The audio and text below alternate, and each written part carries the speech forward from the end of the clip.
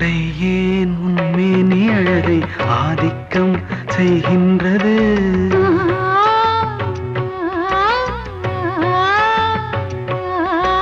நாளைக்கே ஆனந்த விடுதலை காணட்டும், காணாத உறவில் கை தொட்டும் மெய் தொட்டும், சாமத்தில் தூங்காத விழியின் சந்திப்பில் என்னென்ன நயம் தமிழ் சங்கத்தில் பாடாத கவிதை அங்கத்தில் யார் தந்தது?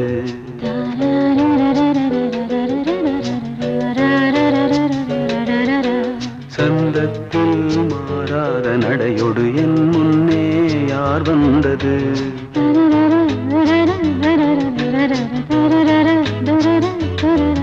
தமிழ் சங்கத்தில் பாடாத கவிதை அங்கத்தில் யார் தந்தது?